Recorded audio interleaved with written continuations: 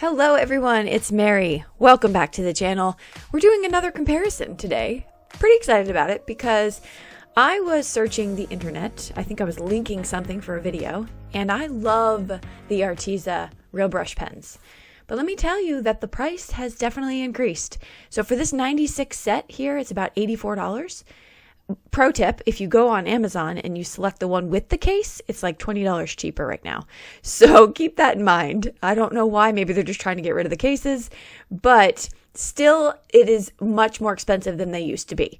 Now, I'm not totally convinced you need 96 of these markers. I think these markers are great, but you can really get away with probably the 24 pack or 48 pack. So I went and looked. Actually, a viewer asked me about these 𝗷𝗘𝗖𝗢𝗥𝗗𝗜𝗡 markers. Were they the same as the alcohol brush tip markers? No, they're not. They're water-based. But I thought for the price, now, mind you, this is the price from Prime Day, so they're probably back up to normal by the time you see this.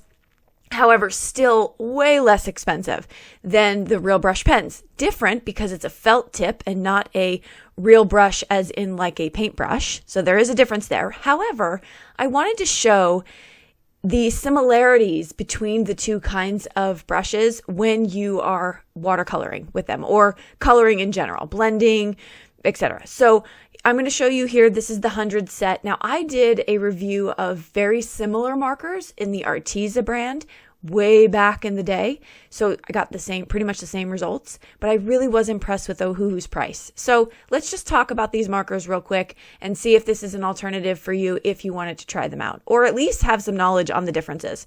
So right here, I'm showing you these come with two ends. The ADHESIVE real brush pens only come with one. And so you're going to get a fine tip to do some journaling or writing, and then you're going to get a brush tip as well. And so that's the thickness of the brush. And of course, they're going to write, like a brush tip would. Okay, I don't do lettering, so I'm not sure how they would fare in that regard.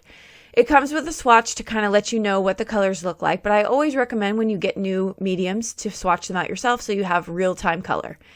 Okay, so that comes with that as well. It gives you a swatch card too you can fill in if you wanted to do that to see them in real time. But let me show you here. I have a little piece of contact paper over to the right on my mat just to kind of help me with some of these demos. And I'm going to add some water to some watercolor cardstock, and then I'm going to add the markers. So you can watercolor with them if you want to do some light, loose watercoloring. That's definitely possible. I used kind of probably too light of colors to show that, but it is possible. However, I don't recommend watercolor cardstock for blending, and let me show you why. This is watercolor cardstock with the 𝗷𝗘𝗖𝗢𝗥𝗗𝗜 marker. And I'm trying to blend that out in and of itself onto the watercolor cardstock. It's not working. I don't like to use watercolor cardstock with my real brush pens. I like to use Bristol. And so Bristol Smooth is here on the left-hand side. You can see what a drastic difference that is. Once I put it down, I can blend it all the way out, which means I'm going to be able to blend so much better when I'm doing my coloring of images, which I will show you a demo here in a little bit. Now, this is the real brush pen from ADHESIVE, so sort of the same length, but they're different because the bristles spread apart. So on the right is watercolor cardstock, on the left is Bristol Smooth. You can see, again, a drastic difference. Okay, so there we go, Bristol and watercolor. Bristol Smooth cardstock, always for the win for your real brush pens, no matter what the brand. I find I get the best results with the Bristol Smooth. Now, Bristol is a type, it's not a brand. I use Strathmore Bristol Smooth, that'll be linked below, but pretty much any Bristol Smooth is probably going to get you what you want. So here I'm just going to show you, I like to journal with sometimes different color pens, and these don't bleed through this paper. This paper is from the Happy Planner. Papers do matter, so if it's thinner, you may get a little bit of bleeding. However, that was fine. All right, so let's talk about this cutie patootie little stamp set here. This is called Happy Pumpkin. It's actually a freebie today if you are shopping over at scrapbook.com. Throw it in your cart. Do not forget. But I'm going to stamp these out with some watercolor friendly ink, which is VersaFine Clair Nocturne ink. That's the color I'm using right here, the black. And I'm going to stamp onto some Bristol Smooth cardstock. I'm going to be showing you a demo first of coloring with the 𝗷𝗘𝗖𝗢𝗥𝗗𝗡 markers and then the real brush pens. And I'm going to do 3 colors in each of these pumpkins. Okay, so a purple and orange on the top, 3 different colors. Okay, now here's where I'm going to talk about some of the differences with coloring. You'll see at the end, I'm really splitting hairs with this feedback. But I did notice, oh, side note, I'm using a blender pen from 𝗥𝗘𝗖𝗢𝗥𝗗𝗜𝗡, I believe they're 𝗥𝗘𝗖𝗢𝗥𝗘𝗓 Real Color Brush Pens. Oh, that name is so long. Anyway, it's the one you can buy by itself. It's just the blender pen. It's pretty awesome. It'll be linked below. So I did notice that with the 𝗚𝗚𝗚 markers, my paper wanted to pill a little bit faster. So I can usually get 2 great rounds of the real brush pens from the Arteza. But with the 𝗚𝗚𝗚, it kind of got a little bit sketchy faster. Again, totally splitting hairs here, but that's what these reviews are about. And so I did notice that. So I dry it and I go back in with a second round.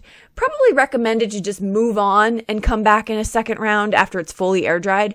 But I was just doing my demo here. And this is where I kind of noticed it was pilling a little bit more than the Arteza brushes above that you'll see in a second. But the results are pretty good. I mean, I was really impressed. I don't think I was surprised necessarily because these markers are almost identical to the Arteza ones that I did way back. The same exact kind of marker. So not a lot of shock there. I actually found that one of the pros to using the 𝗚𝗚𝗚 marker tip with the felt tip was I had a little bit more control. I find that the Arteza Real Brush pens sometimes spread a little when you press them down, so it's not perfect within the line. Again, not a huge deal, but difference. So now on the top, I'm using 3 different colors and 2 coats as well of the Arteza brush pens. So I'm going to go back and do that again. Now, if you are interested in learning how to color with your real brush pens, I do have a class that you can check out, and I'll even put a coupon code for a discount. If you want to check out that class below, you can click the link there and use the discount code, or maybe just click it and I'll already add the discount. I don't know. But that will give you an idea of how to color with them in the best way possible. So I go over a lot of detail in real time. Okay, so now you see these are with 3 colors. Now I'm moving on to doing this coloring with just 1 color. Maybe you just want to keep it simple and not overcomplicate it. Not that blending is complicated, but you get what I'm saying.